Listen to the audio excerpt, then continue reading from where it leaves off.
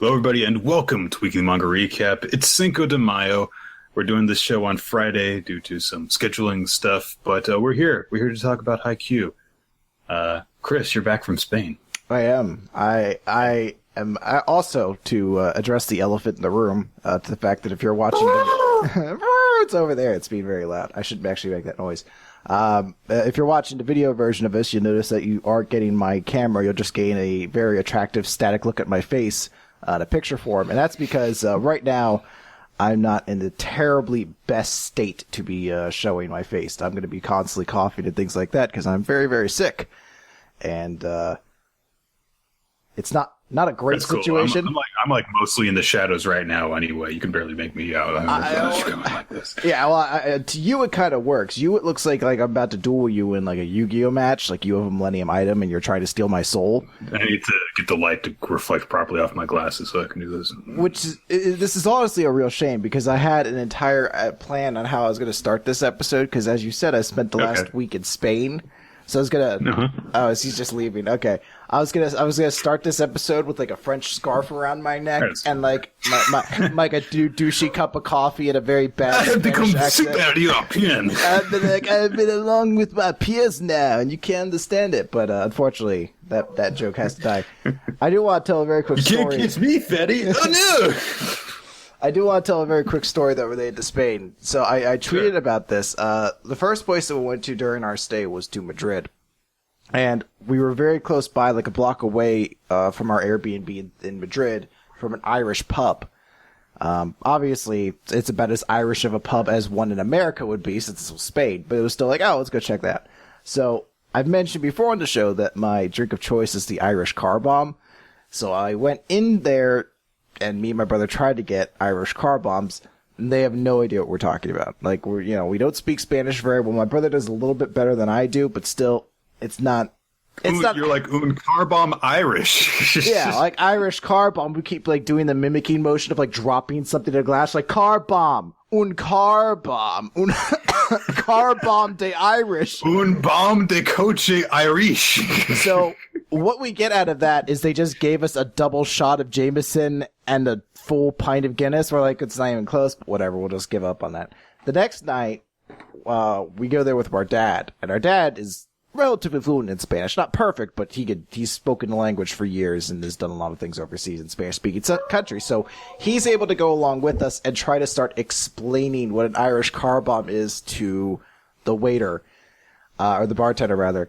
And the bartender, as my dad's explaining to it, is just giving the most curious expression the entire time. He can't comprehend this because we thought like, yeah, he's like every step of the process. My dad would say it'd be like K as he's like holding up a glass, like K car bomb. I guess what we did assume, like I thought maybe the difficulty is, maybe it goes by something else over there. I think we just didn't understand that in Spain they just don't do bombs. They don't have like a drink where you drop a shot into something. Drop something into it, yeah, and you drink. So through trial and tribulation, we finally got them to make 2 Irish car bombs. And it was like the worst Irish car bomb you've ever had. It wasn't amazing. I'm not going to lie. It wasn't amazing. But, I felt bad because this guy, he was being very nice about it. I do have to comment that. A lot of patience in order to listen to your weird request, sure. Yeah.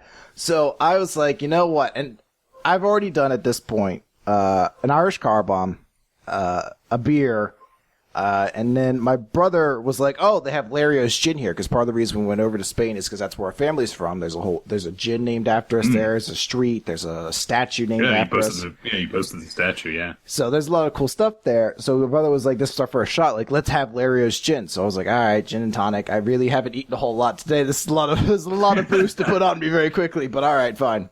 So, excuse me. I go and do all that. And I'm getting pretty drunk, and that guilt just came upon me that I was like, I made this guy do this, so I have to apologize. So I came in with my really shitty Spanish, and I'm like, lo siento, mi español es no bueno, pero un car bomb is muy popular among estudiantes de universities, and is special for mi familia.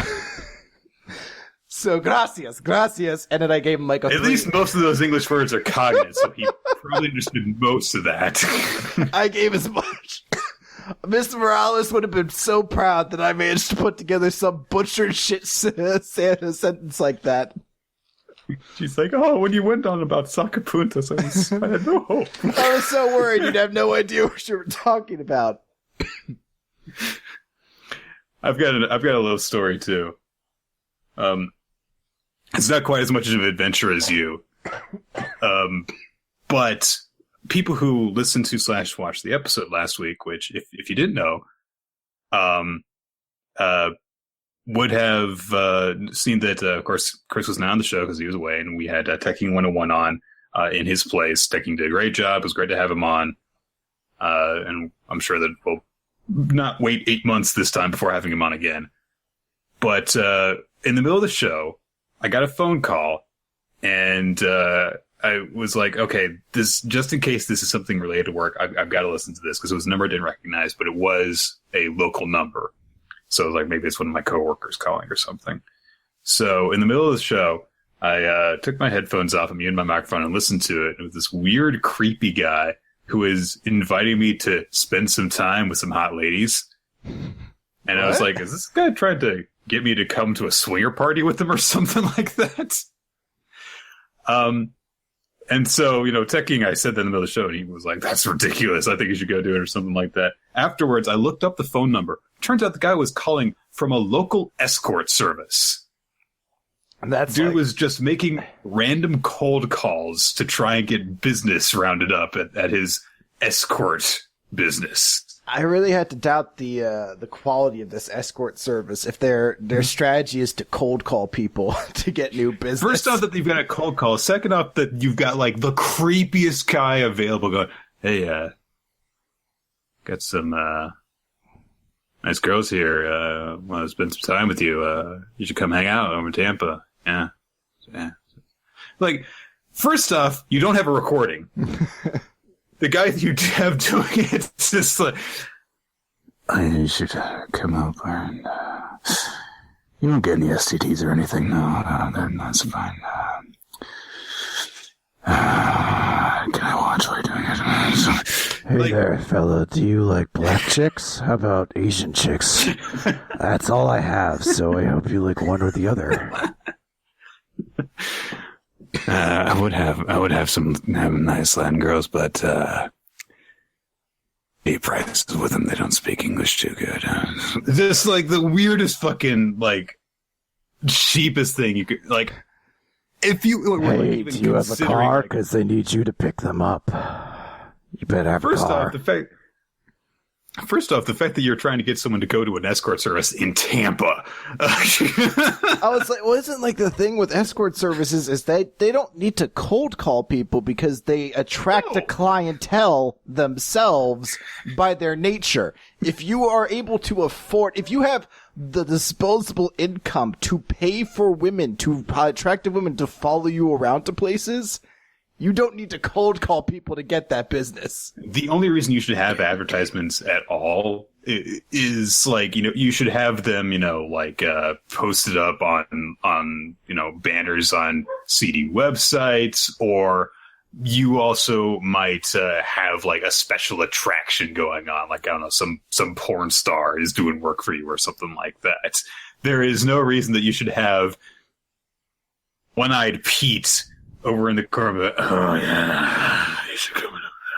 Stop whatever you're doing. Come here. I hope that there was like legitimately like a conversation in the office about like, hey, which person should do the cold calls? And they're like, well, we got Casey Kasem's son over there, and he's like, hey, everybody.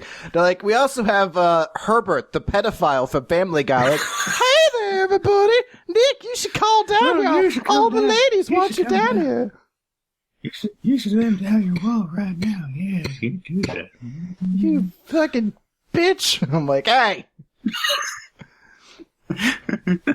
You're saying that to the wrong people here. Is into the perfect segue into talking about volleyball. Yeah. I'm excited for this episode, Nick, because Haikyuu. in between berating Spanish bartenders until I got my fancy drink made and presumably getting horrifically sick over there, I managed to catch up and read through all of Haikyuu that's available currently in the English collected volumes. And I'm super stoked to talk about it because if you've been following the Weekly Manga Recap Twitter account, I've made it no secret that I greatly enjoy this series. I've been posting various screenshots and things like that. So there's no reason to listen to this episode. You already know how we like it. So yeah, I'm like, it's good. Credits. Bye, everybody. Catch you next time. Sit, boo boo. Sit. Good dog. I'm fucking sick of that dog. It's literally like the freaking first day I'm back here, and all of a sudden, Jesus Christ. Anyway, we had both checked out Haikyuu quite a long time ago.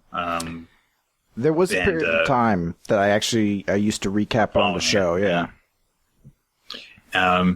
So yeah, it shouldn't really be a surprise that we say we're going to cover this show. We both do like it. But I had definitely forgotten about a lot of what happened because I hadn't actually gotten past like the first 2 or 3 volumes when I stopped the first time. This time I read basically all of it. And I was like, oh yeah, man. Really love the way that this starts. I love the interaction between the characters. Love the way that, they come together as a team. They're constantly learning from each other and encouraging each other.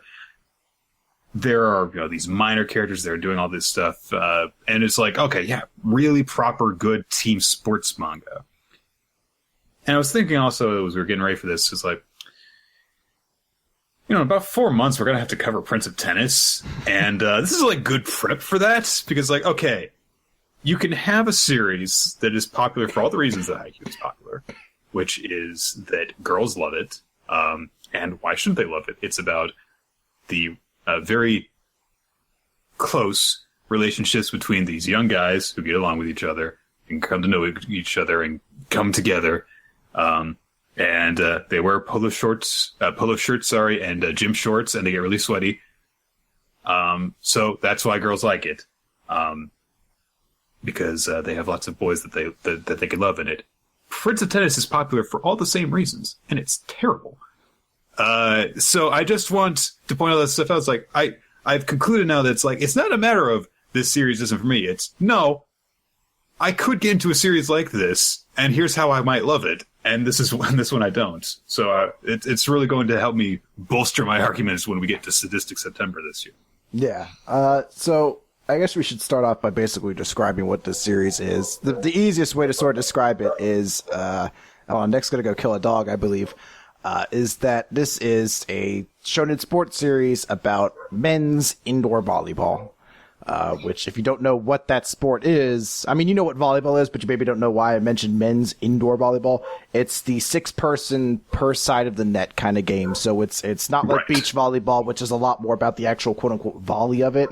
This is a lot more about kind of the interaction that happens between the people trying to spike the ball and the blockers on the other side of the net. Like, that plays a much bigger part into the game.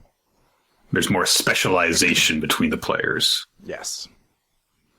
Especially because, it's, also another big difference between it and beach volleyball is that beach volleyball has considerably fewer players on each side at a time. Indoor volleyball has got 6 people a side, which is a very, very good number.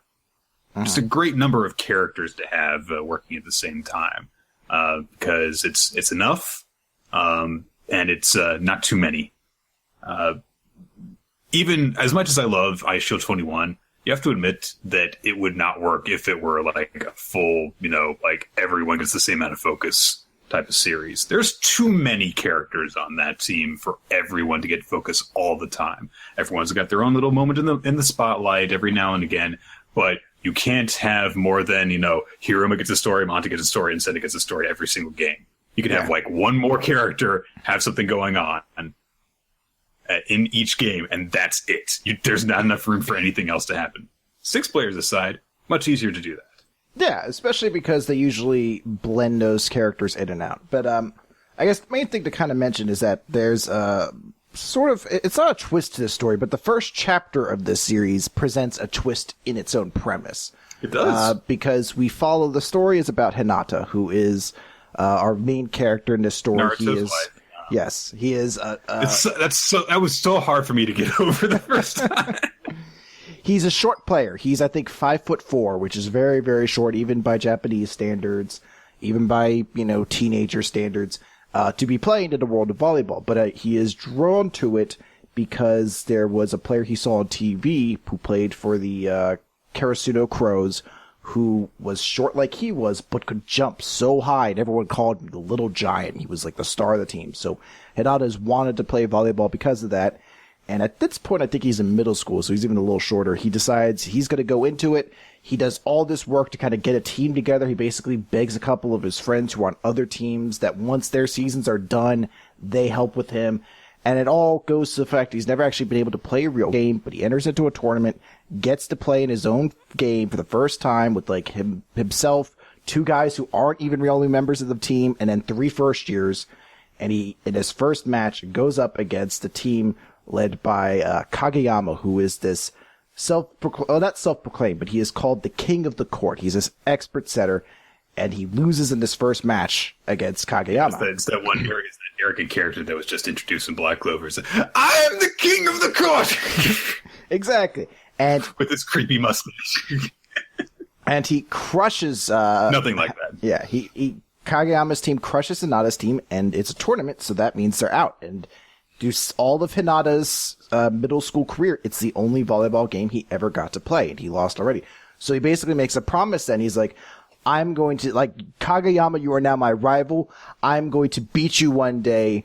We are going to be fated opponents for all of time.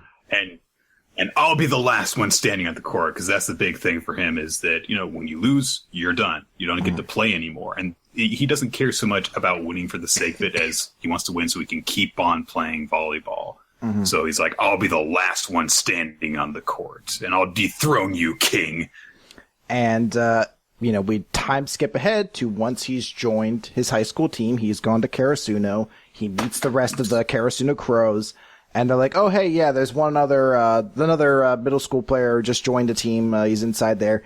And Hinata's like, so excited to meet his new teammate, goes inside, and it's Kageyama. Instead of being fated rivals for all time, they're now actually teammates on the same team in school. And it's a unique twist to present this idea of, the one-on-one kind of rivalry and then be like, nope, now they're going to have to be teammates. It's a fun twist that kind of becomes part of the premise of the entire series, is the unique relationship these two share. Yeah, think of all those famous rivalries in sports manga, imagine if Shin had kicked Senna's ass in Aisha 21, and then the time skip, and suddenly they're teammates. It's like, well, we can't have any more confrontations now, I guess. We could have practices against each other, but that's it. But it works in this series because it becomes sort of their thing. Because Hinata is so short, he really only has a few things at his benefit to make him a good player. He doesn't have experience in game. He didn't get to play any games except for that one. But he's very fast. He's very agile. He can jump very high, and he has a lot of energy to him. And basically, he's got a lot of stamina. He's this very wild kind of character. Yeah, and Kageyama's skill is being this expert setter who is basically a prodigy. He's incredibly talented. And the whole thing is that Kageyama realizes what he can get out of Hinata. He can take advantage of all the speed and skill all the speed and natural agility that Hinata has, and make up for his shortcomings in skill by basically being the one that puts the ball everywhere it needs to be for him. And together they basically form this insanely talented single spike, this god mode quick that everyone likes to call it, or freak quick, that basically becomes the new ace in the hole kind of offensive strategy for Karasuno going forward, and it becomes part of the basis of how that kind of develops and that grows as the series goes along. Because right now it has 11 volumes out in the English version. I know the series has been going a lot longer in Japan, but it's been catching up pretty. They're coming out pretty rapidly. They're coming out pretty rapidly in order to catch up right now. I think they're going for 1 volume a month. I was gonna say, yeah, because currently I had 10 volumes going into Spain. I'd made a mention to you, I got through all 10 volumes. You're like, I think 11 comes out tomorrow. I was like, well, shit. All right, I'll pick that up and read it in a day then. But in that time, the characters, 11 volumes, that's a lot of volumes. But even then, it's still a tremendous amount of character growth that has happened throughout the entire cast at this point, basically every named character on the team who's considered like a major, like a starter, I guess, has had their own arc at least partially told within the story together at this point. Well, even some backups have had some really important character development on the team. There's a guy named Sugawara, and he was the main setter for the team before Kageyama came along. And so when the coach of the team is considering, is like, okay, Sugawara's a third year. And, when I was a player in high school, I got to play in like one game. I barely got to contribute. It really, really sucks to want to be able to contribute to the team and then to not have to. And he's a third year. This is his last chance to get to play in high school. So I don't really know what I should do. Should I go with the guy who I know is probably better in Kageyama, or should I give this guy a chance to play? And Suga comes up to him and he's like, you should let Kageyama do it because he gives our team the best chance to win. I will do my best in order to be able to contribute someday. But until then, give us the best chance to win. Give me the most possible opportunities to play in the future by having him actually win those games so we can keep on going. And he just keeps on working at it. He goes over to Hinata and he's like, hey, you and Kageyama have got this great tandem, this great symbiotic relationship going on. I can't have that with you, but I can work with you so that if we're together, then I want us to be able to play well. So let's work on this system of signs that we want to do, and I'll work on being able to, put the ball in play for you and everything like that. So we should be the best that we can be. And it's just, he doesn't end up even playing in the next several matches anyway, but he's like, hey, I'm just going to do what I can. And it's a really great moment for him. And then right after that, who's on the bench, I don't even remember the guy's name. But he goes to a player that they've practiced with recently and is like, hey, you used this really awesome jumping gentle serve in the match against us. Can you show me how to do that? Because I want to have some sort of weapon I can use with the team. It's just this great group effort where everyone's trying to contribute, and it's just a really nice feeling game to see them all trying to come together like that. What I could say the best thing about this series is it absolutely gets the notion of a sports series and what drives you to be competitive at sports and is entertaining about that, because almost every step of the way it captures that idea of what passion kind of drives you forward. And I've mentioned this before when we've talked about other sports series, when it encapsulates that moment that makes you realize why this sport is so exciting. This, I think, is a series I'd almost kind of go to when I mention that, because there's a very early on scene where Hinata leaps up and he sees the view of the entire court before him. And it looks so like majestic when he's describing, like, this is what the view looks like for the top. And you're like, yeah, from that shot alone, I get why someone would want to play this sport. Like, to be able to jump that high, or someone this small, be able to see over all that and just have this wide expanse before you. Like, I can get into that. And then, as you mentioned, all these characters who see things, with Sugawara saying, keep Kageyama in, because he's going to give us the opportunity to play more games, which is going to give me more chances to get out onto the field. And there's, I don't want to spoil anything in the series, but there's plenty of situations where characters have to start having even questioned, why do you play this game? What is it about this that's going to make this fun for you? Like, someone has to ask, like, why care about putting passion into this? Because in the end, you're probably just going to lose anyway. Like, these are all questions that are kind of posed out there, but answers them in one way that is also very exciting for the sport, but the other hand is also kind of mature in its own way. There's like sort of like a quiet notion in the background. A lot of these characters realize that this is a very brief amount of time that they're going to have to play this sport, and they're just trying to get as much out of it as they can before they move on. It's very much the springtime of youth kind of thing that Japan loves so much. And you do see that in a lot of sports manga, where there's this notion of, we are probably not going to end up doing this professionally or in college or anything like that. So we've got this club activity, and we want to get the most out of it that we possibly can before we have to go off and become adults, basically. Mm. And that really comes home when you see people lose and they realize they can't do it anymore. that interestingly enough, it's actually a character at the school who has to do it. Just this minor character that Daichi, I think his name is. Yeah, Daichi is the team captain.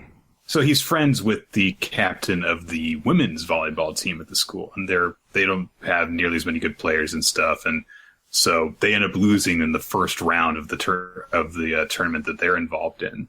And Oliver, there's this younger teammate who she's like, "I'm sorry, I wasn't good, I couldn't do it," and she's like, "Oh, hey, just pick yourself back up. You did your best.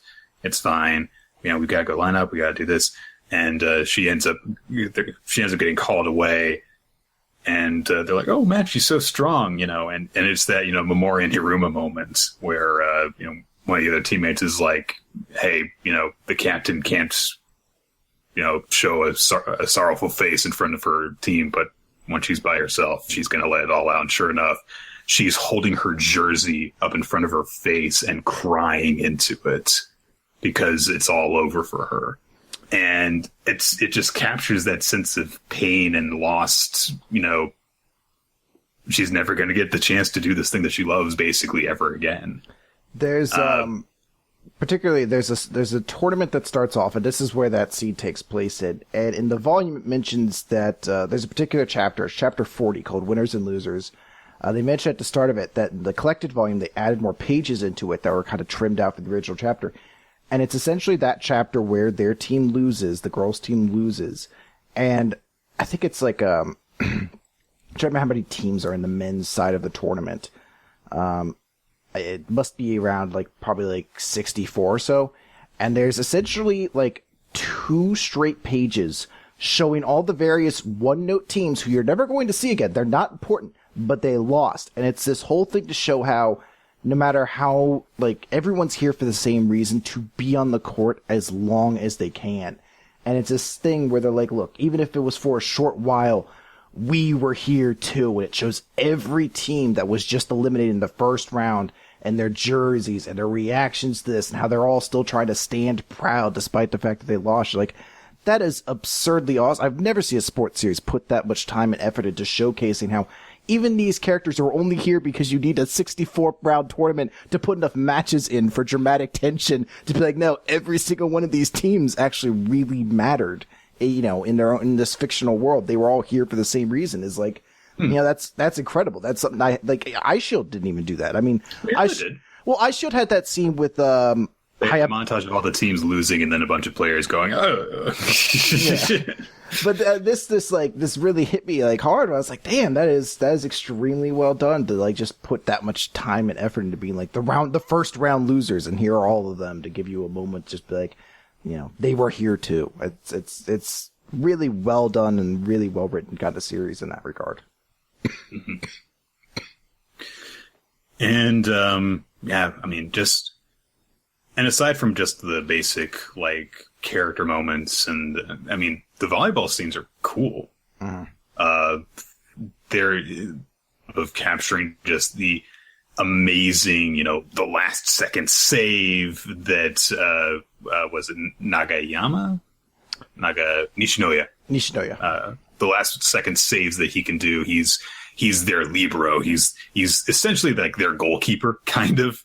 And the way that he gets underneath the ball at the last second, at one point he twists his leg around in order to kick the ball back up into the air. Which when I first saw that, I was like, "Is that illegal?" And I had to look at it. I was like, "Huh, I didn't know you could do that in volleyball." Yeah, I definitely saw that. Was like, "Is that illegal?" But I guess so. Yeah, I looked at it. I was like, apparently any part of your body you can actually hit the ball with in volleyball. I guess it's just really difficult to control it with your foot, and you've got to hit it upwards, so almost nobody does it. Well, you're only allowed to touch the ball for a split second. So I guess trying to use your foot, you don't have as much control over just bouncing something with your foot, really. So probably just isn't done very often. But he just does this twists his leg around and knocks the ball up into the air to save it. So many of the spikes are done this way that it looks really cool. One of the big things is spiker versus blocker, going these two guys jumping up on either side of the net, and one's trying to get it through the other to the guardians on the other side.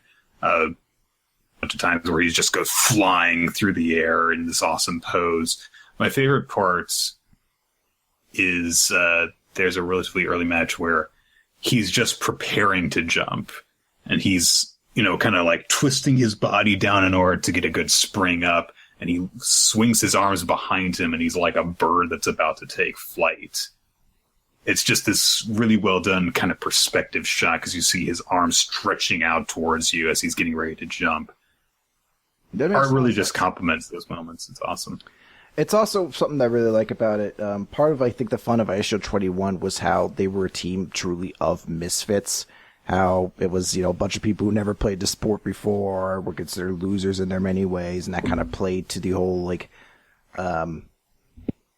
perception of their team as the Devil Blats. This one kind of has it as well, in that Karasuno was once an extremely talented team that used to constantly make it in, far into tournaments and once played at nationals, but has since fallen out of favor. Now they're called, the Clipped-Winged Crows, or the various different elements. The Fallen Champions. And they play into that here as they build into this idea that they're the resurgent crows taking flight, and that their ultimate rivals are the cats, the Nekoma cats, who are basically play from the opposite side of the country, and how they've always wanted to. This is essentially the Christmas ball that they've been trying to do, but with the idea of an actual opponent they want to. Yeah, both sides need to make it to the end to get there, and never has it happened before. And it's called the alleyway fight, or the dumpster fight. I forget the exact term that they use for it. And we're gonna be the kings of the trash heap. Yeah, but it's very cool with the way they actually kind of phrase that, where you do see it at points when the big tournaments come up, when every other school kind of has these big banners held out and everyone's super excited about it. And Karasuno, when a video montage goes about explaining all the teams that won at the tournament, they're a asterisk mention at the end of it. They're yeah, so going up against Blue Castle tomorrow was a team that was surprisingly effective against Date. Or it's wow, really? That's all they got? But it just plays in this idea that they're not considered a top team, and they're kind of building that perception back up. It's a lot of very cool elements to it, and I really do love how this series just manages to make the sport of volleyball seem just so absolutely majestic at times, because every position has its way of being described. There's a point, because Kageyama is the secondary lead character in this, and he's a setter. And the idea of a setter is it's usually the person who touches the ball second during a team, because they're the one you touch. If you don't know the rules of volleyball, when a ball goes over on your side, you have 3 touches for it, and then you have to knock it to the other side on that 3rd touch. So ideally, you receive the ball with 1 touch, then you send it to the setter, who will then put it up to be the best possible hit for the 3rd person to knock it across with. So people have noted, wasn't that kind of sad? Because as a setter, you normally aren't going to be hitting the ball. And he's no, actually, I love it, because it means that I have the ability to set the ball up wherever I want it. I'm in control of that. They find ways to make every position, every position sound just absolutely absurd and awesome, and so effective at what it does. It's a really great way, because they really do try and push this point as no, all of them are the best position to have on the court. You've got then Nishinoya, who is the libero. He's this guy who's even shorter than Hinata is. He's a purely defensive player.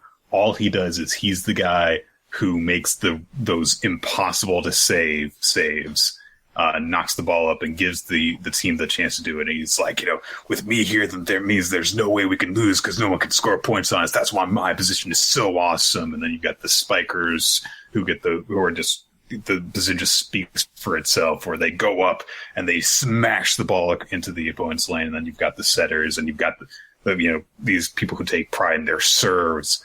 All these different elements. It's that thing that Manga should do, is these are all the different ways you can contribute to this game, and why all of them are so awesome. Every time that you make a sports manga, you should be able to do that.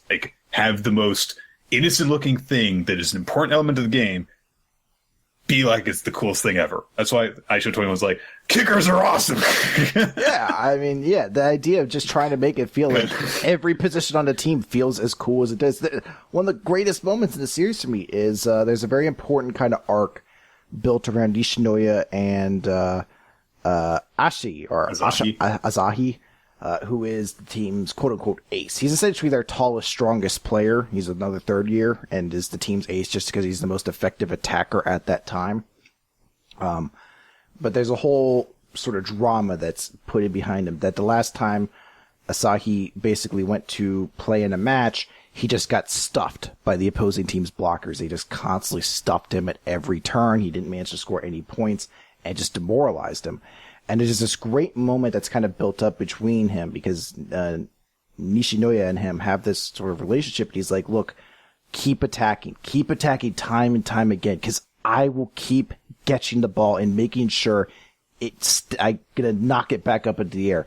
I'm small. I can't do what you can. So I'll keep the ball up into the air and you bring it down from up above. I want to see you fly. And it's like, it's just this great sort of idea of the trust and, effort that it's that Shonen Jump mantra of like friendship, victory, effort. Like it's all of that attitude kind of boiled down and just kind of put to the perfect kind of perfection of when it's, put out in the right way. Everything in this manga just feels so fun and exciting when you get the sports part of it. And it's everything about the series that I think works. It also comes perfectly boiled down to just the main two characters with Hinata and Kageyama, because Kageyama's got this past thing where he was called the king of the court because he was an asshole to all of his teammates. He was a dictator. He would say, like, you're not playing well enough. You've got to move faster. You've got to jump higher. You've got to hit the ball. You've got to receive my passes where I'm putting them, because that's the only way we can win. And then eventually it was like, you're an asshole. We're not going to work with you. And of course, he was completely, crippled. You can't play volleyball by yourself. It absolutely does not work, because if, you're either going to set up for someone who's not there, or you're going to need someone to set you up and they're not going to do it for you. If there's no cooperation, then you cannot win. Was a big thing that happened in his past where he learned, I can't do this anymore. And so he decided that he needed to make a change. And so he's still quite a bit of a jerk, but he understands what is essential. And so the first 5 or 6 chapters are all about building up the relationship between he and Hinata and showing you how they develop this amazing rapport where Kageyama learns how to bring the best out of Hinata and how they can be each other's greatest weapons. And he goes from insulting Hinata to being the guy who understands him the best pretty quickly. There's a great moment in a practice match where Hinata is thinking to himself, I'm like the decoy of the team. That's what everyone's like praising me for, is that I run around and I jump high into the air and all that stuff. So I'm just there to kind of free up all these other guys. I'm not super tall and strong like Asahi, but I said I was going to be the ace, but tools that he does, what can I do?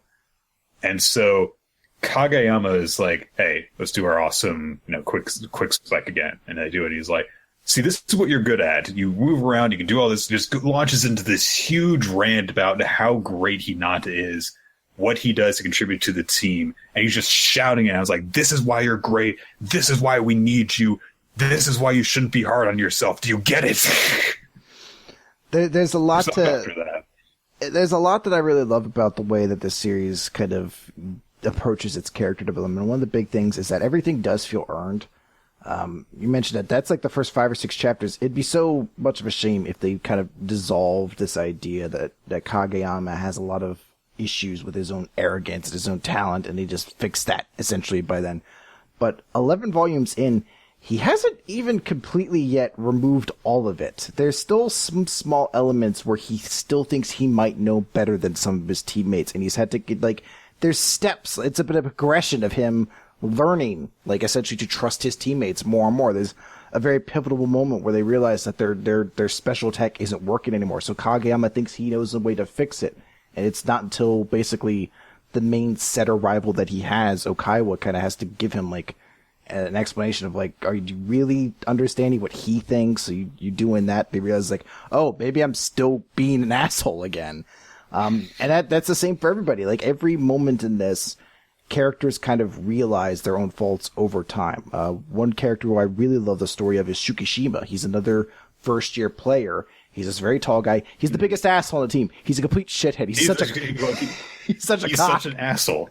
He's like he's this tremendous jerk to Kageyama when they first meet. He's like, I heard that your team didn't like you, King, and just keeps on doing it. Just keeps on freaking poking the bear for no fucking reason. This guy's done nothing to him specifically.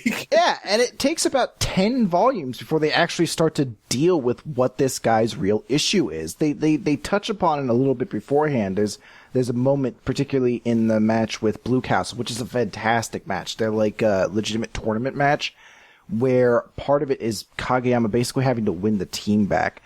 And a big part of that is, can you get the most out of Shukishima, the one player who you don't have a good relationship with at all? And that becomes like a big aspect in that match, is like, Kageyama trying to actually get a legitimate, great attack out of Shukishima and learning what Shukishima wants, essentially. And it's just excellent the way all this is done. And Kageyama's become one of my favorite characters because he breaks a couple stereotypes in his own trope. The biggest which being that, he's such a smart player. He knows he has all this talent, and he's just as much of an idiot as Hinata is. It's so great because during matches Kageyama has more play experience and he's got more just technical know-how for how volleyball works. So he does seem at times like he's far wiser than Hinata, but it's like exclusively in volleyball or like exclusively in practice. He's also got this kind of rivalry that still exists with Hinata, where like they've apparently got this thing going where each of them's trying to be like the first person to school so that they can practice the earliest. And so they like fucking race each other. It's like, you're going to the same place to do the same thing, you stupid kid. I love it that, like, because Hinata, you kind of get the sense early on he's a bit of a dim kid. And they sort of describe that as when he's trying to explain why volleyball is cool to people, he's like, you go like whoosh and you go wah! And then there's a point where Kageyama's trying to explain something to him, and Kageyama does the same thing. He's like, and it's like shwam, but you gotta be like craw. And they're like, wait, you're an idiot. I was like, oh, I get it. They're like, oh god, you're both idiots. And there's also one where like he's trying to show him how he can be a good blocker. And so he's like, you gotta put your hands like this. Like this. Are you paying attention to me? You have to do them like this. Yeah, like you can't technically describe it at all. It's just great. Like there's a lot of great humor in this series too. So many of the characters have fun jokes to them. Asahi is probably the best character because he's this very tall guy, and he looks older than he probably should. And he's got a little bit of a goatee going, so he looks like he's like 20 or something. Yeah. So everyone just assumes he's this tall adult and he's intimidating, and he just happens to be the biggest bitch on the team who's unintentionally terrifying people. People will literally say like, oh wow, I've heard that he's this delinquent who's been held back like 2 years, so no wonder he's so good. Like, I'm not. And he's over there crying because someone like a mile away said like, oh, I think something smells over here. He's like, is it me? Oh. And everyone, like, all the second year players just treat him like shit. Anyone who knows him long enough's just like, shut the fuck up, Bossy. Get on the goddamn line. He's like, okay. I love Tanaka personally. Tanaka's great. He's this second year player who's got like a shaved head and he's kind of got this tough guy attitude, but at the same time, enjoys being a senpai to them. Like, he'll do like a small favor for Hinata, and they're like, oh, thanks, yeah, thanks for letting us practice. He's like, yes, thank me more. Oh, thank you so much. No, call me senpai. Oh, thank you senpai. Yeah, the second years have that too, because that's the big way Hinata warms up to, or Nishinoya gets him warmed up to him. He calls him senpai. He's like, he would also like to be called senpai. You should use that on him.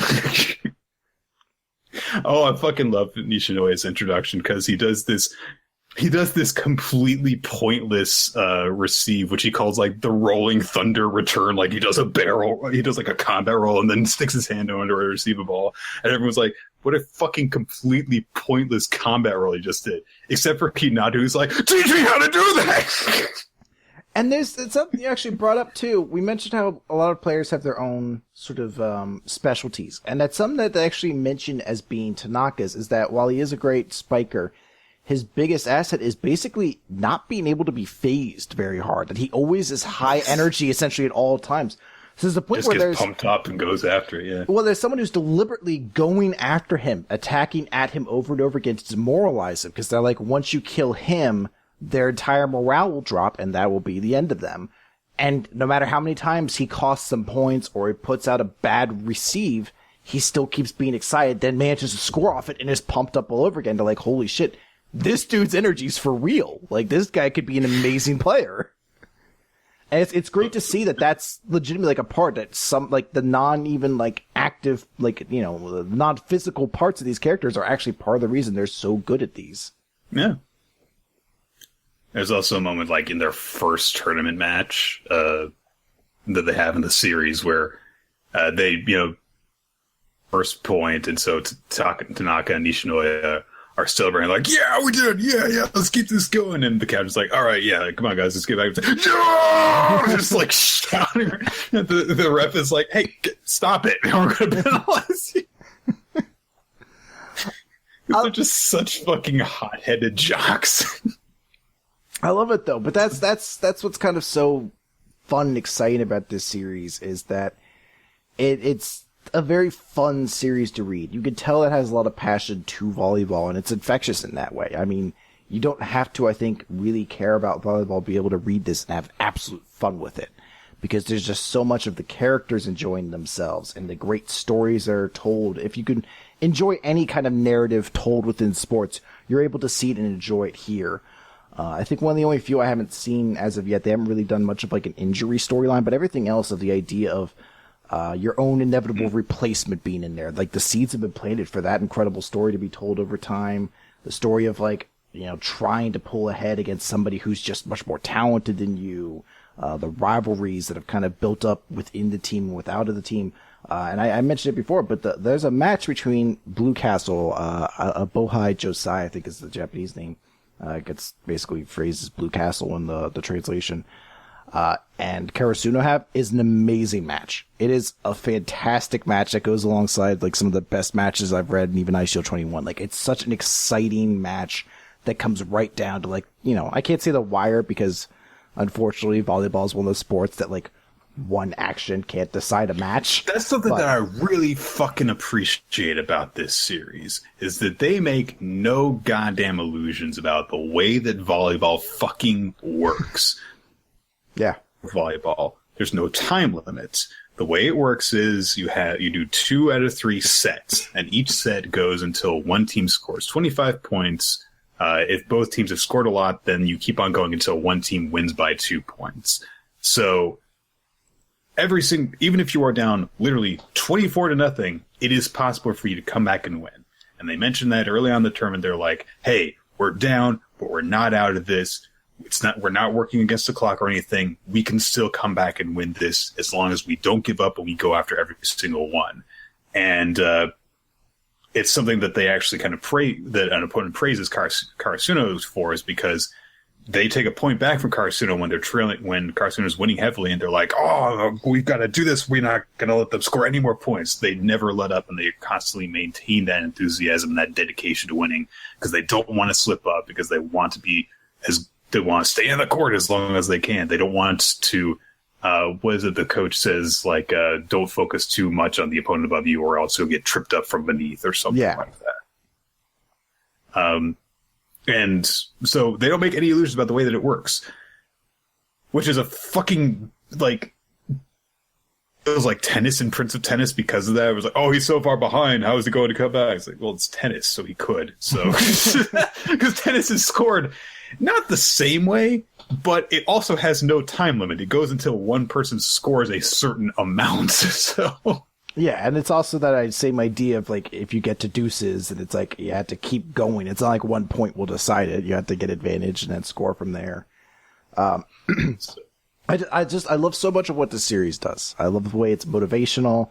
I mentioned, I put that in another tweet, but there's a particular line from the series I still use as like a mantra where they're talking about how, like, the walls that come up against you when you're trying to score, how they're so big, and you're like, look, even if you smack into a wall, that just gives you the chance to climb over that wall. That just gives you a chance to conquer this new challenge that's suddenly come up before you. And it's like, that's a great fucking motivation to use if you're trying to like work out. You're like, oh god, I'm gassing out. You're like, no, now I just overcome this now.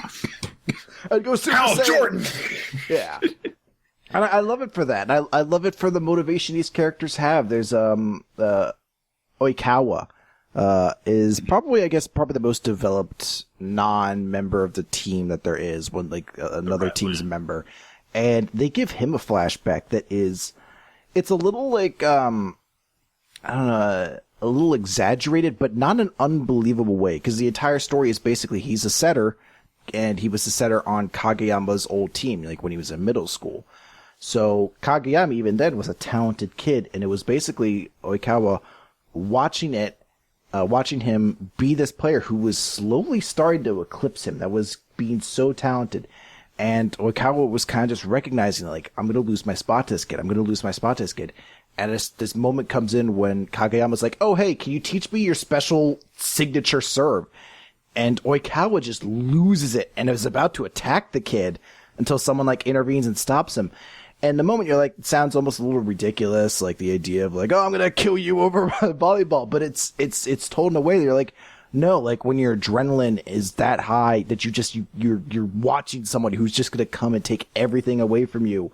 It portrays it all in a way that's very believable and adds a lot of depth to these characters, like how Oikawa's kind of grown and learned from that moment now, and how though he's still aware that Kageyama is slowly eclipsing him, that he's not going to just let him take that spot from him, and how he's going to kind of, keep trying to fight to be that step beyond no matter what. It's just great stuff. Every character in this series, I feel like, has a really well-told story, with the exception of Daichi. He's the only character that, to this point, it was so weird. hasn't really had a whole lot said about him. He's the captain of the team, and you get the idea that he's kind of like the most level-headed of everyone on here. He's the rock, yeah. Yeah. But at this point yet, we still haven't gotten too much about him. We don't even really know if he's great. Like, we know he's a very good defensive player. He doesn't even have really a specialty. They make a deal that he's good at receiving, but then, that becomes the big focus of what Nishinoya does, so that's emphasized a bit less. So he's kind of, I guess, a little bit of an all-rounder. He is. I guess you could say. And I imagine we probably will know more about him because, again, I don't want to spoil too much, but I will note that essentially the sports series plot point of third years who are still in sports usually will have to leave that sport so they can then start to focus on their studies does come up, and they play into that a little bit, but I feel like there's going to be more to play into that later on as they start going into like the next tournament, and that maybe he'll get his focus in there. But even then, even though he hasn't had focus, he's still like an enjoyable character just because he's sort of like the straight man in the group that manages to like reel in all these very stupid characters that he's surrounded by. Let's see. I've got these two rookies who are fucking idiots, even though they're really good. I've got this ace who's a fucking crybaby. I've got Tanaka who is going to punch somebody someday. I've got Nishinoya who will not stop going on about how hot our manager is. Oh, Kyoko. She's great too. She does practically nothing, but she plays off of the team so well because she's so ridiculously stoic. Like, they make a big thing where she is going to, like, she literally is like, I'm not really good at, like, giving words of encouragement or something, so I'm like, found this. And she has found this old banner that they used to have, and she's gotten it all cleaned up and stuff. And so they hang it up, and it's like, take flight, crows, or something like that. And they're like, oh, yeah, it's so great. And then the captain's like, no, I don't think she's done yet. And she's like, go get him. Yeah. All of the second, third years just crying so much that their tears are like floating out into the air. Yeah, there's a ton of... Just because he barely talks and she's like really embarrassed that she said just that. She is great. I actually am very glad though, because as you mentioned, she didn't do a whole lot to the series to that point, and she is a very stoic character, so there's not a lot to get out of her. That they do add another female character into it, essentially a first-year manager who's going to potentially take over once Kyoko has to leave. And the first year manager is like a very much more hyperactive character. But I also love that she's like paranoid and she just assumed someone was trying to kill her for a while. Like she was just like darting around being like, an assassin's coming after me. At least she wasn't worried that everyone wanted to rape her. No, this is not air gear. Well, actually, I should say, like, how refreshing is it to have, a group of young teenage boys forming a sports team that is referred to as a bunch of crows? That's really enjoyable.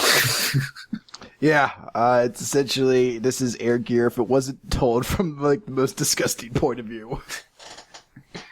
Although I do feel like John Omaha, a.k.a. Obama, taking over the body of one of the managers would make for a great new element to the series. Now, listen. Oh, God, can you imagine if that story was told now and it was Donald Trump who took over the young girl's body? I know everything about volleyball. We're going to be the best volleyball team. I've taken over this 15-year-old Japanese schoolgirl's body, but I feel like it's my body. I'm going to do what I want with it now. Anyway, let's go into Russia. Let's attack them. You guys hate Russia, right? Everybody. Actually, I want to get along with Russia. Let's... Yeah. What's going on? What's going on with Britain? Let's take those guys out now. Like, wait, what? Who else can we pick on? Mexico.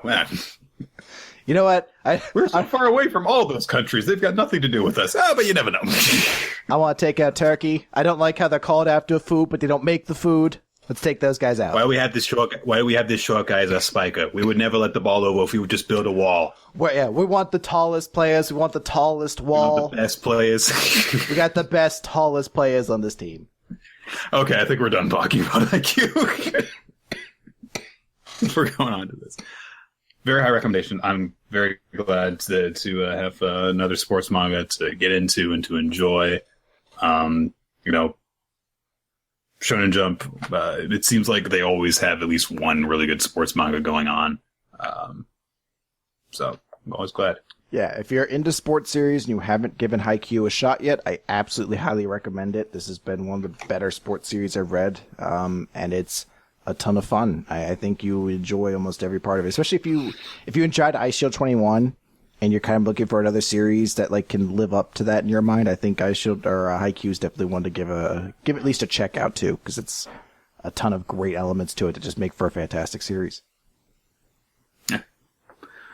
Okay, so we do have a couple of manga to talk about. Most of the manga are off of this week. I forget exactly which holiday is going on. Goldenweek, I believe. Goldenweek. So as a result of that, there was no Shonen Jump. There was also no Kodansha or anything like that. But fortunately, the Jump starts still need to catch up. So Shonen Jump put out a special issue on their English website. So we've got 2 chapters of We Never Learn and 1 of Dr. Stone to talk about. So we're going to do that. Recap portion, weekly manga recap. Stone first. It is chapter something. I don't know. Oh, well. Z8. Raise the smoke signal. So, last time, our heroes had discovered some hot springs, which Senku was happy about because that means that he can, get his shells and stuff and make gunpowder. And meanwhile, Taiju and Yuzuriha are still, just chilling in the hot springs. Yuzuriha... Taiju was kind of in the middle of saying something really important to me when this cataclysmic event happened. So she just flat out says, hey, what were you going to say back then? And Taiju says, for a really long time, the only thing keeping me going when I was frozen was having that thing to say to you. But now that we're trapped in this strange world, if I say what I wanted to say, that would make me the biggest coward ever. And it's actually really cool of him, I feel.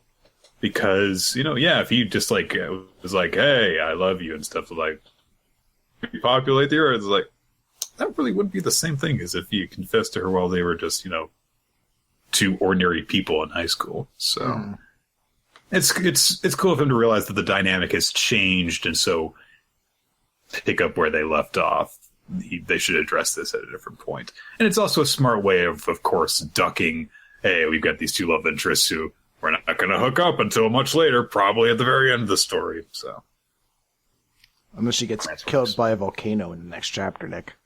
Yeah, volcano. That's my evil volcano. That's my prediction. Yeah, it's like Ego to Living Planet, but just a volcano. You know, I don't want to talk about too much about Guardians of the Galaxy, Nick. I did see it. I just want to say, I feel like Marvel at this point needs to just make a career out of taking actors we used to love and just making them look like we went back in time for a while. Like, they just like, all right, let's get Sylvester Stallone, Arnold Schwarzenegger, let's get Kim Basinger, let's just any actor who's old now, put him in a movie, and they use their technology to de-age him. Because there's like the first shot, like the first scene of Guardians of the Galaxy is Kurt Russell driving around looking like he's fucking like 30 again. You're like, God damn it, this technology is too good. Stop it. They actually already did that with Arnold for Terminator Genesis. Yeah, but that sucked. He did not. All right? He did not look good. Yeah, that movie is awful, but I love it. Anyway, there's such a weird feeling. Sorry, Bar. There's such a weird feeling watching that movie because, like, I saw it with my family, who are also all nerds, and they're all more into Doctor Who than I am. But Matt Smith, shows up right at the beginning, and he's in disguise amongst the rebels, and it's weird because it's like, hey, is that Matt Smith in the background? Yeah, that's Matt Smith in the background. Why does he keep staring at the camera like he wants to kill it? And then he turns out to be the freaking Terminator assassin to infiltrate the group in order to stop them. It's like, oh, okay. It all makes sense now. Yeah, this is all starting to come together. That's just the villain, which makes far more sense than just some random guy with no lines glaring at the camera from the background. Have they ever... Has it ever been confirmed or not if it actually is Daniel Craig that's that one stormtrooper in The Force Awakens? I don't know, actually. So. I kept hearing like on and I assume it is, but it's still one of those things I keep hearing the on and off. I like to just assume, because that's actually a part of Guardians of the Galaxy. I won't spoil anything to it, but there are a shit ton of very small cameos in the same way like Nathan Fillion was just a random thug in the prison in the first one. There's a shit ton of those in Guardians too, and some of the people they have in those, we're just like, holy shit, I can't believe technically this person is now part of the Marvel canon universe. Oh boy. So, Taiju recaps the plot of the story so far for Yuzuriha's benefit so that she's all caught up on what they're up to. And then Senku comes along and he's like, and now we have the 3 ingredients for gunpowder, so we're going to combine them. It's time for our gunpowder cooking class. And there's like this graphic like, Senku's kitchen. Like, there's like this freaking kitchen background that where Yuzuriha's helping them prepare stuff. And they're like dumping stuff in a bag. It's like, it's such a weirdly goofy thing. And he makes this weird pep boy? Yeah, Pip Boy. Pip-Boy. He makes this kind of Pip-Boy face while he's like, and now we've got this potassium nitrate. I like the idea that we just got Shokugeki no Senku essentially for a little bit here. But yeah. The explosion goes off and all of Yuzuryu's clothes explode off too. Thanks, the gunpowder's so cool! So kawaii! So nakama! Wait,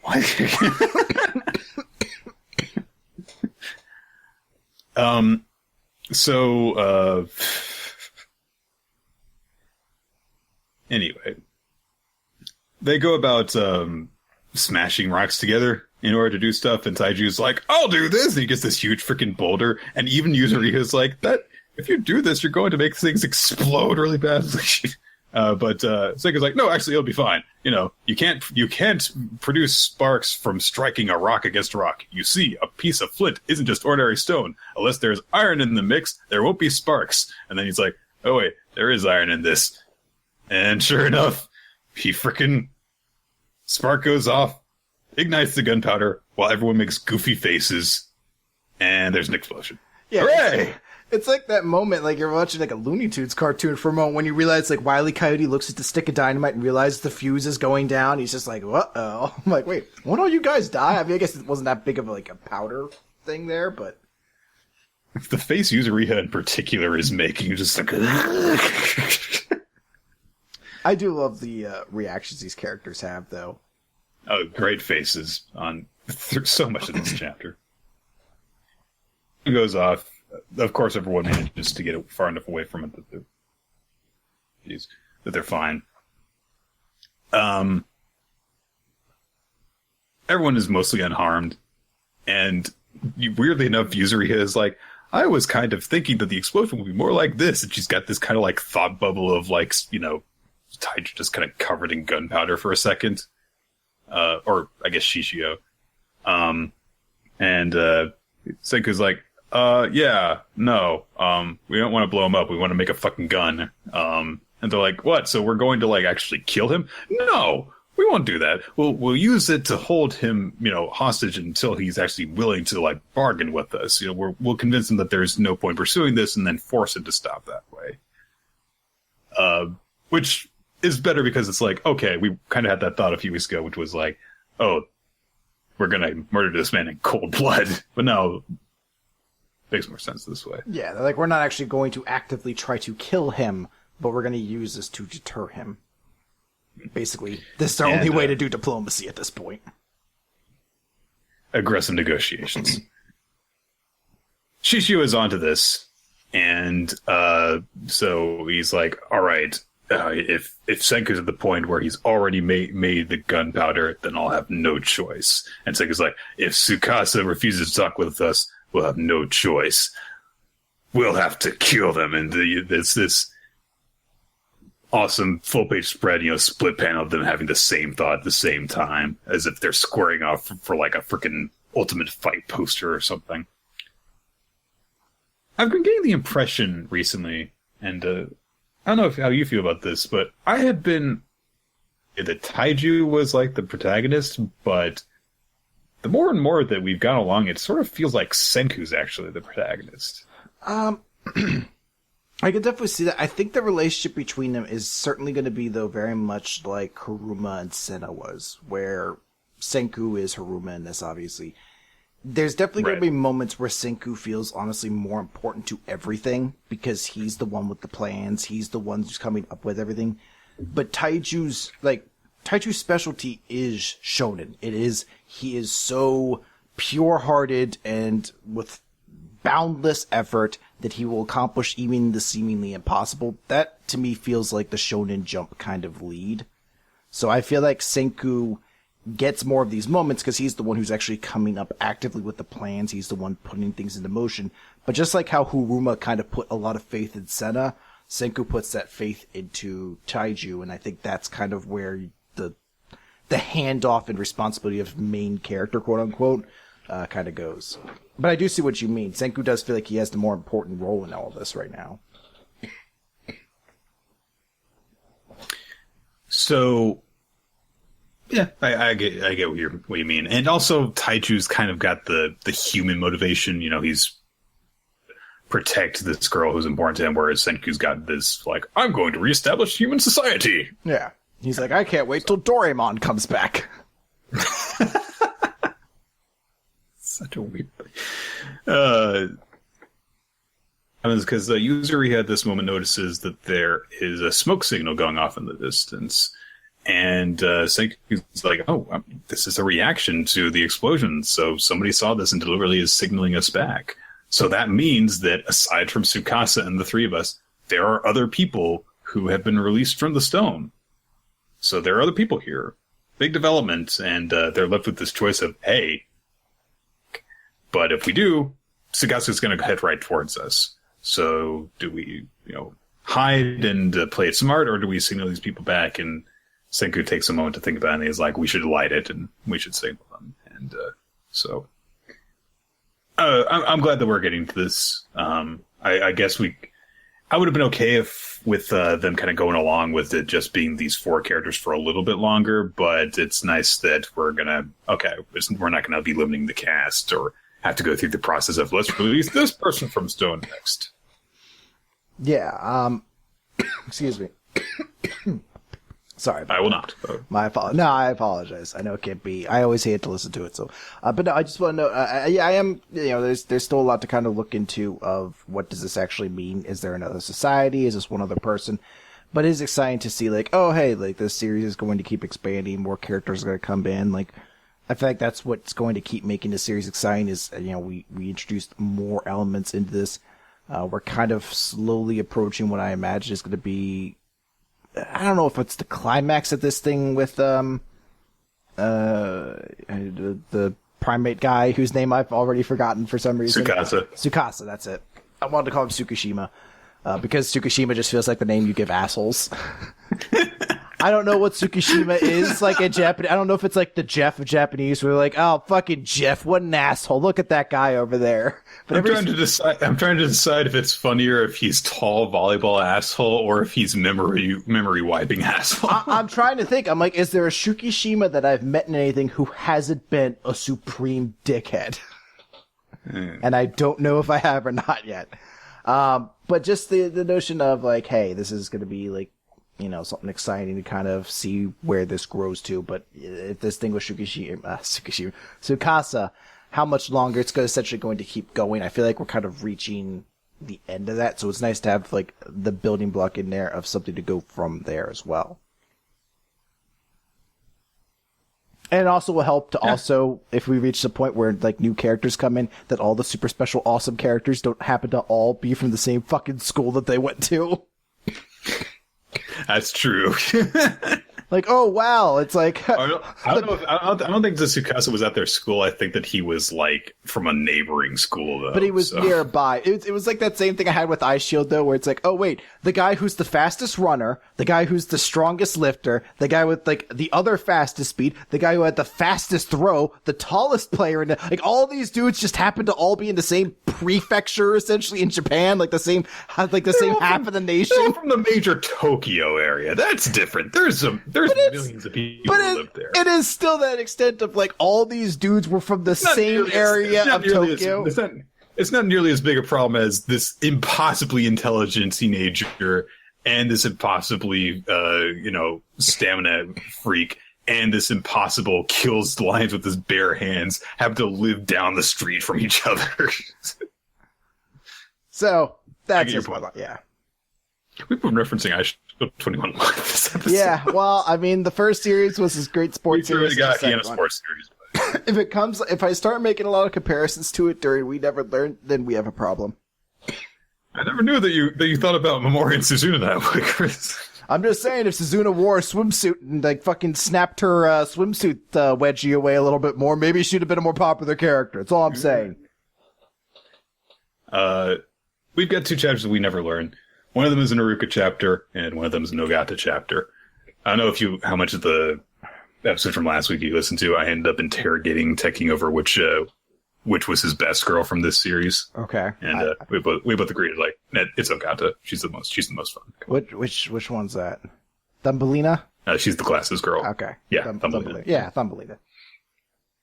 You and Tekking. He was like, I like girls with short hair and glasses, and I was like, taste. I just think she's funny. You and Tekking have good taste.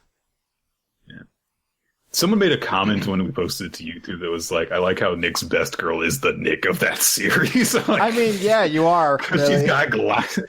Or because she's got glasses and she's grumpy, I guess. Yeah, Nick, I mean, come on. Do you think you're more like Fumino or Uruka? I hope I'm not more like Uruka. There you go, Nick. Then you're the fucking Rizu of the group.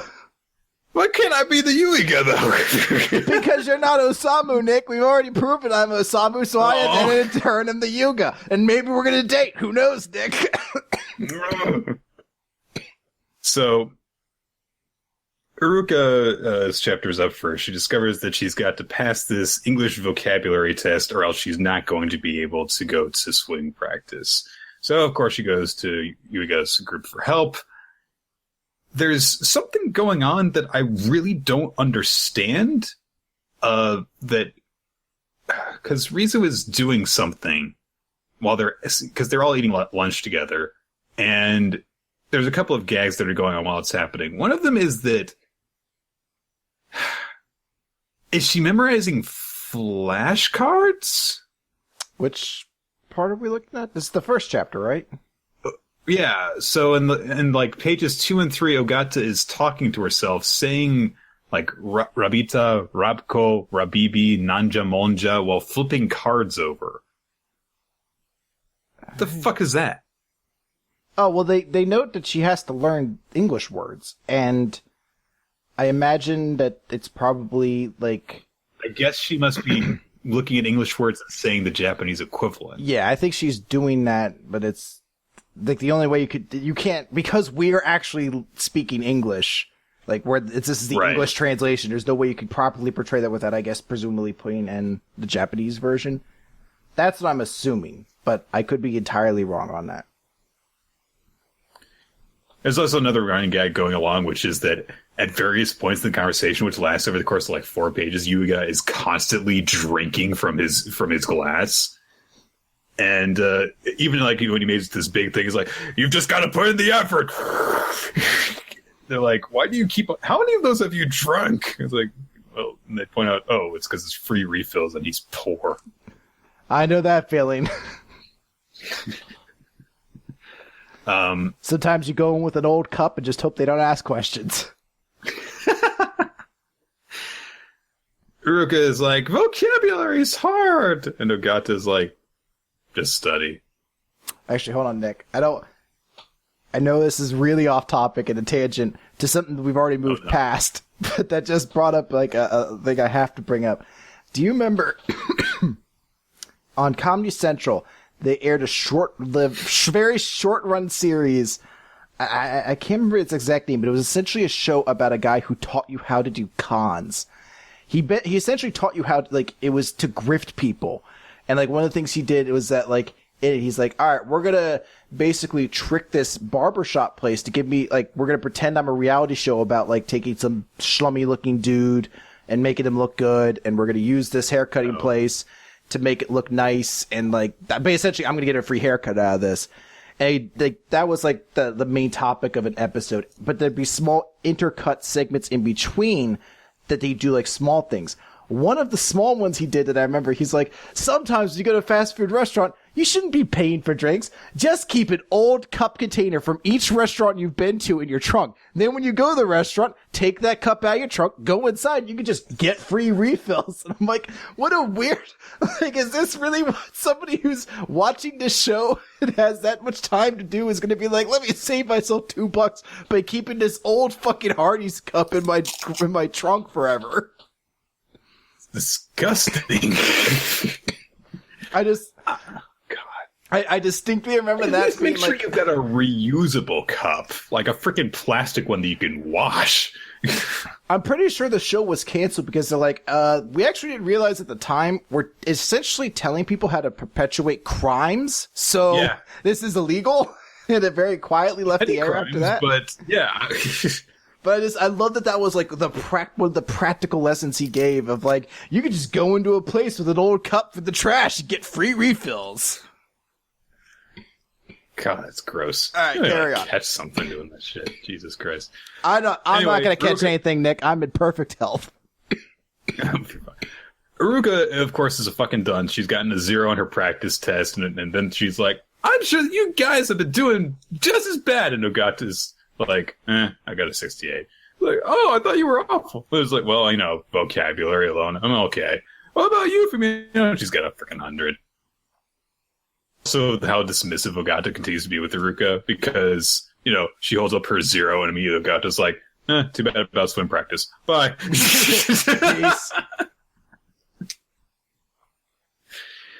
So, Yuga, of course, is determined like, we will practice. You will write them over and over till your hand learns them. You'll say the word and its translation over and over. Let your ears learn the sound. And then check the pronunciation tools for the correct pronunciation. Yuga's like, that sounds like hard work. Yeah, so... Fumino's like, trying to... I mentioned before that I feel like a good part of the ability to enjoy this series is going to be based on how annoying this character is. Because there's a very fine line she struck between being, like, an amusing amount of energy into this series and just being obnoxiously fucking stupid and, like, self-entitled. And she's definitely fallen into the latter camp of this recently, where she's just been really annoying with her execution and just kind of, like, everyone else in this series seems to be working their hardest, and she's the one character who just sits there bitching the entire time. And I'm like, ooh. I don't want to study. Can we do something fun? I don't want to study. Hey, your boobs are really small. Your boobs are really big. Like, it can work. I get what she means. Because, look, I'm ADD. I know what it's like to have difficulty studying because your mind's like, let's just do anything else. You haven't finished Apollo Justice yet, even though you played 2 more of the fucking Phoenix Wright series after that. And I'm like, you're right. I should go back and finish that. But, like, it's just that notion where she just doesn't come off as likable in this way, but her personality is so big that you can't ignore it. You can't, like, just, like, put her in the background in this because she's just... I'll be your lightning rod of hate. Yeah. So Fumino is also trying to encourage Ruka. She's like, hey, we'll help out too. Come on, you can do this. And Ruka's like, oh, thanks. Oh, wow, looking up at her up close. She's stunning. Silky hair, beautiful skin, long eyelashes, and she's so sweet you just want to protect her. She even smells amazing. She's my idea of the perfect girl. Is Ruka bi? Like, I'm legit asking this. Is she supposed to just be, like, so, like, no personal space, and that's just for the sake of it? Or is she supposed to be potentially bi or pansexual? Because she seems to really enjoy pointing out boob sizes, groping boobs, tugging off Ogata's clothes later in the chapter. She seems to be just as into that as she is into getting Yuiga's attention. I mean, like, look, she enjoys it in different ways, but she seems to be really into it.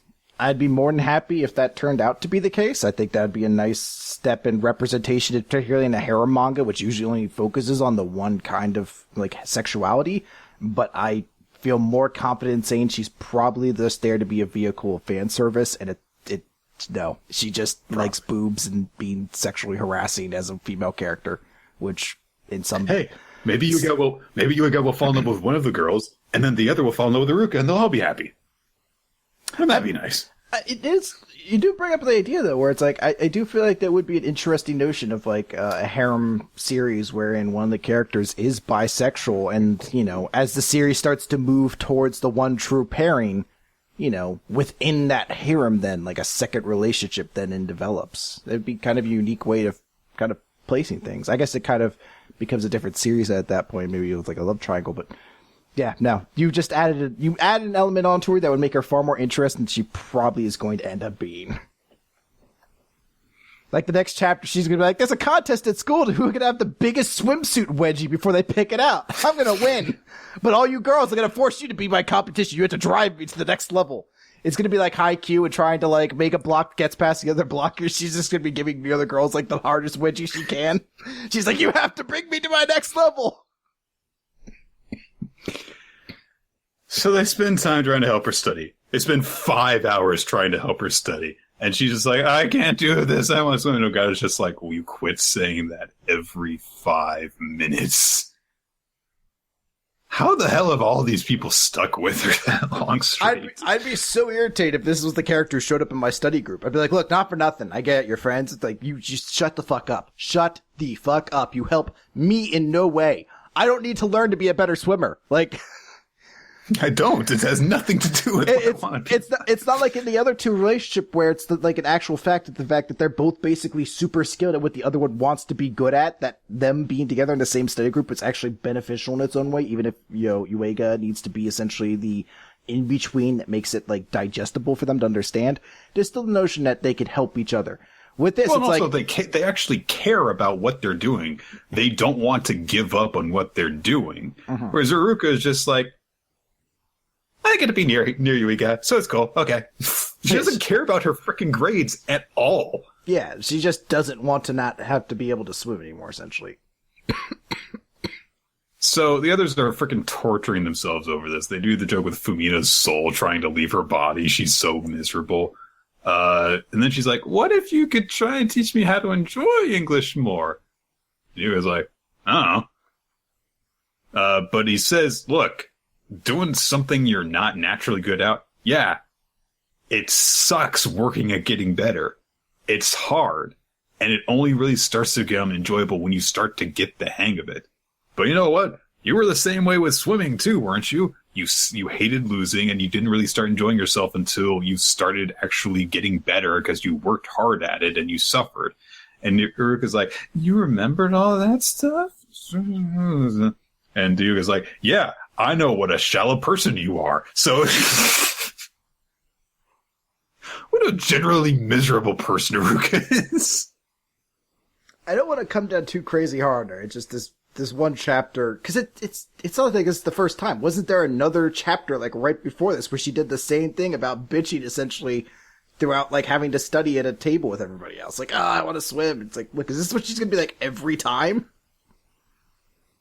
So they do come up with a good solution, which is, okay, here, let's do this diving practice thing. You'll dive under the water. We'll say the English word, you'll dive under, and you'll get the ball that's got the Japanese translation on it. And she starts to enjoy herself, and she starts to get more into it. And of course, because she's in her swimsuit, there's plenty of fan service shots. They don't have They're really weird vocabulary words, too. You know, like, climate. There's not one single wedgie picking shot, though. I feel like there's a big issue with this chapter. Yeah. Also, there's no pencil sharpener on there. What the hell? Yeah, how am I going to know what Sakapuntas is? She's like, all right, yeah, she studies some more, she gets into it, and then she's like, hey, we should swim while we're here. And she tugs off Agata's jacket. She's like, no, stop it, blah, blah, blah. And then she's also like, hey, don't tell me you can't swim. And she's like, don't put me at Yuiga's level. I can swim. I actually did find that funny, if only because the image of her is so adorably failing. Like, she just, like, she somehow, like, sinks straight neck down and is still flailing, like, trying to look cool in the water as she's just helplessly sunk after, like, a second. It is really funny. She's like so defiant and it's like, I can swim first.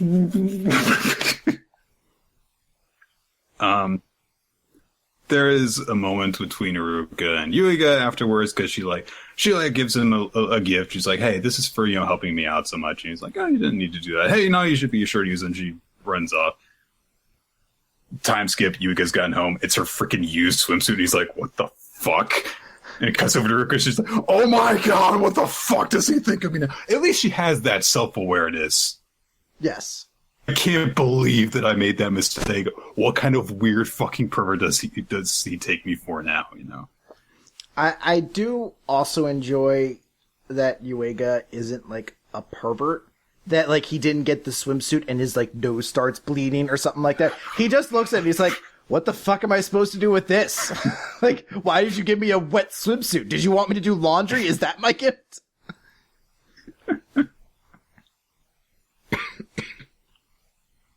Anyway. And we've also got a second chapter. There's a big midterm that's coming up, and there's kind of this decree comes to you guys like, hey, if they don't do well, if they don't have like passing grades, then you know what, things obviously will conclude just haven't been working out, and you should tell them to give up their target schools and move on to something else. And I'd like to go and think about that. And Ogata and Fumino see him coming out of the office. They overhear the conversation going on inside between the principal and their former tutor. Very, like, robot kind of looking woman. Just the way her eyes are drawn. They're like, oh, she is, like, soulless and stuff. And she's like, he should be forced to resign now without waiting for midterms. He is not convincing them to give up their target schools. He is not facing reality. And because she is an attractive-looking woman, I can only assume that this character is going to be making more appearances. She will be more important than Rebecca, Chris. Well, that's easy, because Rebecca's not an important character next. She's never going to be one. No. I mean, who else needs a fucking label to show up on them when they make her? Nick, I'm going to ask you this question. Was Rebecca in this week's chapter of Black Clover? No, she wasn't. I don't think she was. She might have been in a group shot in the crowd, but she absolutely did not show up with the same here for work, Rebecca. She wasn't. And you know what? They didn't release a special chapter during Goldenweek to include Rebecca in it, so that just proves how she's not No, that's totally why. If they'd done it, she'd have been an important character, but they didn't, so she's not. Absolutely, because that would have meant that Tabata would have made a bonus chapter exclusively for American Jump about a side character. Exactly. So, Fumino is trying to put on a good front for Yuiga to, show confidence, like going into their midterms, because he's like, "Come on, guys, let's do our best for these midterms and stuff." And Fumina's like, "Yeah, we can do this." And Ogata's just kind of quietly thinking to herself while things are going on. She's just remembering all the issues that she and Fumino have been through before, where they're just gotta like change the tutor on them after like one single setback, and she doesn't want that to happen because she gets along with Yuiga, and she knows that he's actually dedicated to them and stuff. And there is also a conversation going on in the background where he's actually like talking to her, but like, okay, this means this, and to have means like, you can. To have means you possess something, have to means this, and so on. And Uriko's like, "Oh, you mean like this?" And she's like, "Oh yeah, that's right." So she's actually freaking learning something for once. So yeah, there you go. Time passes, and Ogata invites Yuiga to the udon shop that her family owns, and there's a confrontation between Yuiga and her father, who offers him some udon, and he's like, "Oh, thank you." There's like a single noodle sitting in the bowl, and he's like, "And if you think about Leia and my precious, adorable Princess Rizupu." I'm sorry, whoever the hell decided that was going to be the pet name that he had for her in the translation team, that's such a ridiculously stupid name that I love it. Ogata, of course, sends her father off and scolds him, starts talking with Yuiga, and thank God that her like shop outfit is like not a fan service thing, because they make like special note of how it makes her look and stuff. It's like, that guy's not like in a pervy way.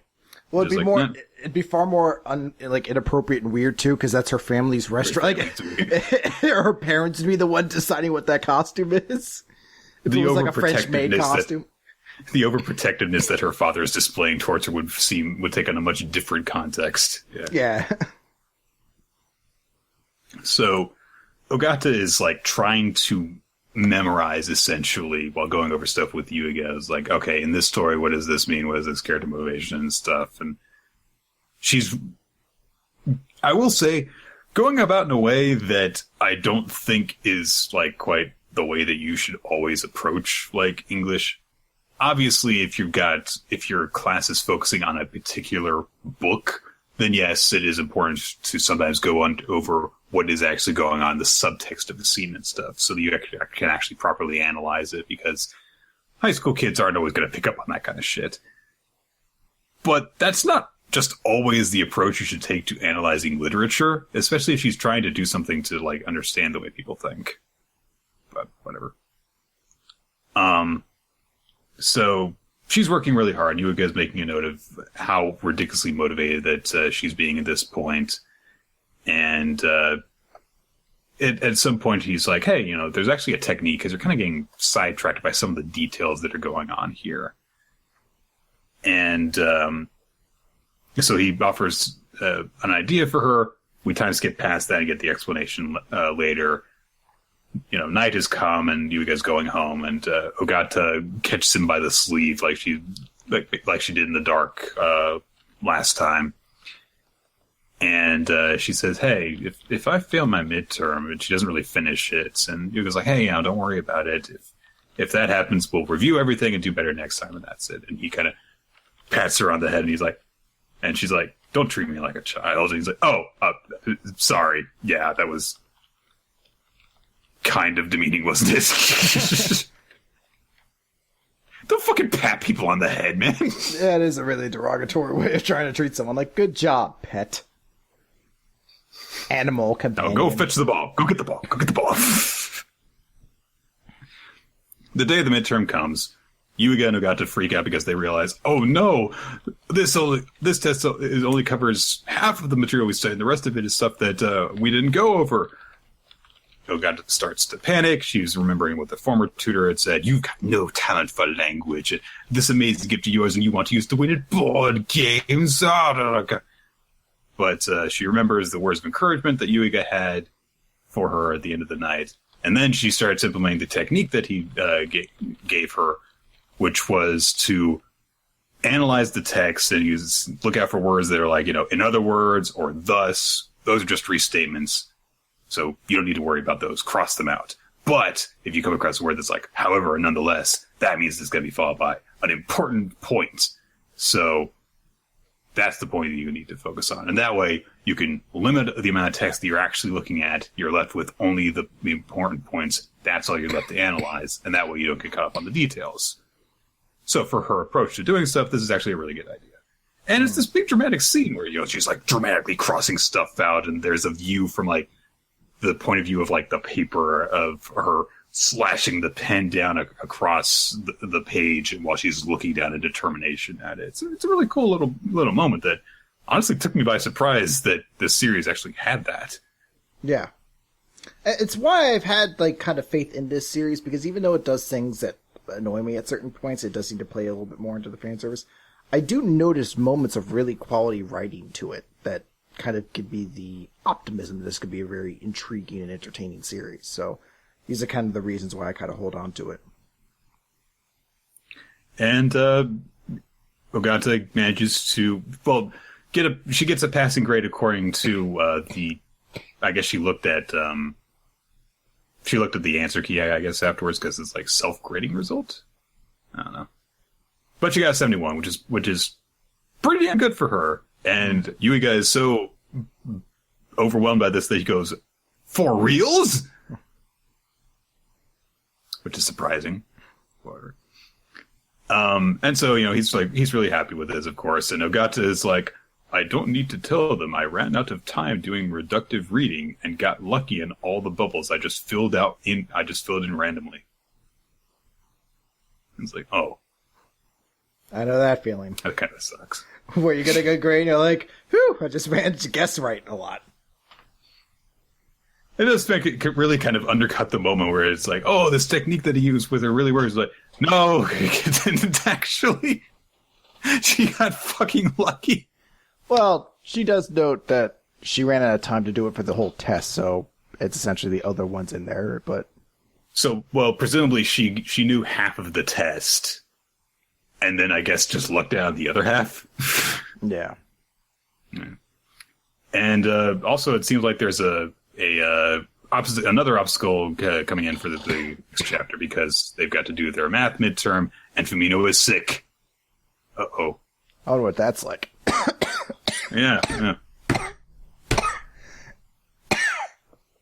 Goodbye. So, we're all caught up on Jumpstart, except for Robot Laser Beam. Fuck that. And, yeah. I actually, you know what? I've been trying to give it more and more of a shot. I am able to get into it a little bit more. Unfortunately, it also came at the same time. I've now been catching up on Haikyuu, and Haikyuu kind of hits that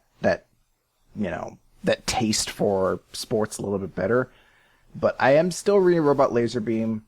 It is moving in an interesting direction. They do show that Robot, like, essentially what his character really is in this story, that even though he's exceptionally skilled, he's also kind of too direct in his things, because they make a note how when he gets into rough, he can't get out of it without doing, like, 12 shots, because he just doesn't know how to, like, handle that. Right. And how the wind screws up his calculation. So there are aspects to it that I'm like, I can see where we get an interesting story out of this. But it is still a very tough uphill battle to climb. So I'll keep it on my back burner. I'll keep trying to read it and, note what happens, but I still don't think it's going to be something we'll watch as a recap quite yet. So, I mean, we don't even do a weekly. I don't think we should really do a chapter of the week for this, because we only covered 2 series. I was like, chapter, we'll have that back. Series of the week, Nick, Haikyuu. Haikyuu's fantastic. Go read it. Favorite character? A character in Haikyuu. Yeah, I really dig Okaiwa. I'm glad that we did finally get to talk about Haikyuu. It's something that I guess we've kind of had in our back burner for a long time. just because it's a series that gets a lot of attention. I'm glad that we're able to talk about it too, because one of the biggest regrets I have with Weekly Manga Recap is that, it happened at a time where we had both already finished Eyeshield 21, and we didn't get to talk about Eyeshield 21 as it was running. I have feelings on Haikyuu that kind of reach that same level. It'd be nice to be able to share those with you in the process of something kind of going on real time, essentially. Yeah, we haven't really had that sports manga that stuck around in the English version of Jump. We had Cross Managed for a while. We've got Robot Laser Beam now, but but yeah, just I want to be able to share that and have those moments. Somewhere out there's an alternate reality where we did where we've been doing Weekly Manga Recap long enough, and we got to actually actively talk week to week regarding about how disappointed we were in the international arc. I was gonna say we got to talk week to week about how great that Oju versus Daemon match was. But yeah, you're right. Most of us we talked about how disappointed it got. What the fuck happened with Karin? She's not even on the international team. Who cares? Why make a point of her being the only female player in the league if she's not actually important? Why did you make a big point about how awesome her passes are? You built up that one guy who does the freaking bootleg play and then say, oh, he's only the fourth best quarterback in the team. And then you have Karin and you say she's going to be freaking Hiruma's rival. And then she does nothing. I was by the process of her being on Teikoku, she's supposed to be the best quarterback in all of Japan. But yeah, she's not relevant at all afterwards. Anyway, so that's going to do it for Week Manga Recap. This very different kind of bonus episode of the show. This is an official episode. This is an official episode, though. It's an official episode. And another thing I'm super bummed about. I didn't mean to interrupt you, but another thing I'm very bummed about is I was intending at one point to try to put into this episode World Triggered My Heart Backdoor part. Unfortunately, I did not think I'd be able to speak long enough to do an entire thing of that. And I wanted to make it because it was going to be the special 300th episode version of this. And I wanted to do it so bad because the best stinger to it was at the very end. I was going to be like, by the way, this isn't actually technically episode 300. The episode with you and Tekking was episode 300 of Weekly Manga Recap. But now it's going to be 2 episodes later. It's not going to be worth trying to do the joke. So, but hey. Until this episode goes up on Podbean, we're going to have 316 episodes for a little while. So, yeah. Yeah. But hey, Nick, great 300 episodes, buddy. Yeah, it's been fun. And I look forward to the next 300, I guess. I will give a special shout out, though, to Darkmite, who is our newest Patreon supporter. So thank you very much to Darkmite. It is greatly appreciated. I'd give you the fist bump, but unfortunately my camera's not on because otherwise you would see me hacking. I got it for him. There you go. Thank you, Nick. I appreciate that, good buddy. And I appreciate you, Darkmite, helping us out. It is greatly appreciated. Especially as I start to contemplate having to do Breaking Bad scenarios of getting into the world of crime to get anti-inflammatory pills for my throat if need be. How's that joke go? To give you an idea, there was of how bad the American healthcare system is. There's an incredibly popular an incredibly popular TV drama about how a guy has to get into a life of crime because he's got cancer, and nobody questions it. Well, yeah, I mean that was part of why Vince Gilligan did it. I thought, wasn't that part of the point he was trying to make with it? Is that none of this would have happened if we were just a country with actual healthcare in it? I don't remember if he said that, but I mean, it wouldn't surprise me. Yeah. Anyhow, on that note, we'll see you guys next time. We should be back to a regular Wednesday recording time, so watch out for that. And thank you, everybody, for joining in to listen to us. We'll see you next time. Yeah, thank you, everybody. It's been a ton of fun doing this. Again, I apologize for my voice. I hope that the coughing and everything like that, I tried to cover some of it up, but I apologize for any that was distracting. But thank you all for coming along, and I don't have anything funny to go out on, Nick. It's okay. I think I'm just going to sit here and die slowly on the ground. So, a bit difficult. I don't know how the hell we're going to get this recording up. Presumably someone will eventually come along and discover Chris's corpse, and they'll probably, I'm sure that's, his family will be like, oh, sure, Nick, you can have the recording. Yeah, I'll tattoo put WMR on the internet on my forehead. You gotta go to a tattoo parlor, Yeah. pay the guy a tattoo, get back, and then die in front of your computer. Yeah, okay. Oh, all right. That's going to do it, Bye, guys. everybody. Bye.